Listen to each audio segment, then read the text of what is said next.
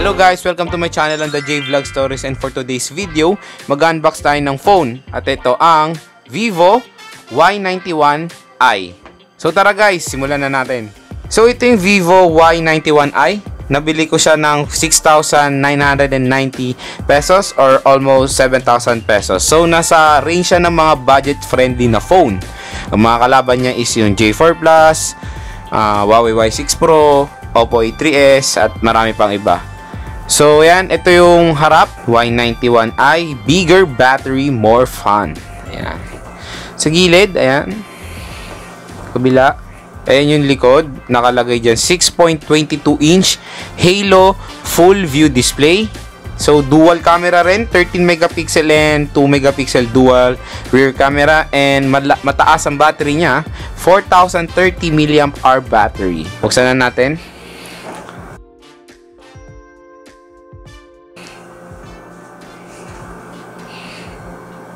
Yan. So, inopen ko na pala to sa store for checking. Chinek ko to kung okay ba siya. So, bubungad sa atin dito yan, Vivo. Mamaya na yan. Ito yung phone. Tingnan muna natin kung yung mga kasama sa box.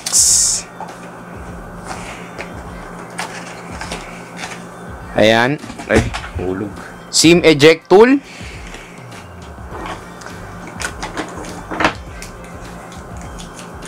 Micro USB cable.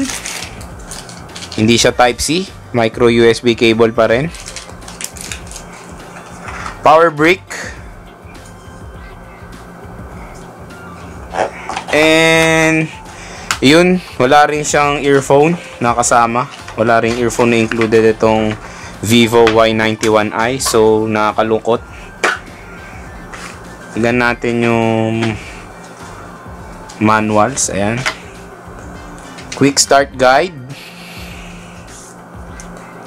Warranty card. And may palibre rin silang jelly case. Ayan. And wala na.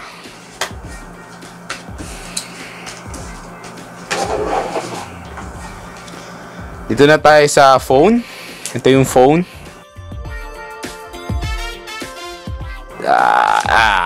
Taran! Ito siya, Vivo. Ayan. Meron na rin siyang screen protector na included, na nakakabit na.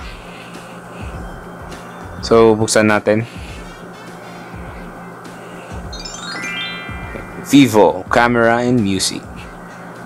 So, habang nag-open, tingnan muna natin yung mga physical buttons niya. Sa gilid, makikita natin ang power button tsaka ang volume rocker. Sa taas, wala. Sa gilid, SIM card slot. Sa baba, ang 3.5mm headphone jack, microphone, micro USB port, and speaker grills. Tignan natin yung SIM niya kung hybrid ba siya or hindi. Hindi siya hybrid. So, pwede nyo siyang lagyan ng dalawang SIM at isang micro SD card. Na-setup na to sa store. So, wala na yung setup dito. Okay na siya. So, ito yung Vivo Y91i. First impression, malaki yung screen. Okay siya. And slim design. Magaan. At medyo malaki siya. Maganda to for gaming. Yung screen ha. Pero titignan natin yan kung okay ba yung speed nito. Yung likod, okay rin naman. Maganda rin. Same lang sa mga ibang smartphone na ganito ang price range. Plastic yung likod. And ito, syempre, may fingerprint scanner. Tingnan natin yung casing. Kung maganda ba. Kung okay ba. Ayan. Yung casing, jelly case niya, ayan, meron ding cover dun sa micro USB port. So, okay siya. Maganda yung jelly case niya. Pag wala pa naman kayong casing pa, ito rin muna gamitin nyo pansamantala. Ganda naman. So ayan guys, yung unboxing ng Vivo Y91i. So stay tuned na lang sa aking review netong phone na to. So yun guys, doon naman po nagtatapos ang ating video. Kung nagustuhan nyo po yung video, don't forget to like and share. And also subscribe po to my YouTube channel for more upcoming videos. And like me on Facebook at JVlog Stories. At kung gusto nyo po maging updated sa mga aking video, i-click nyo na ang bell icon for notification. Once again, this is Joe from the JVlog Stories and have a great day. Bye!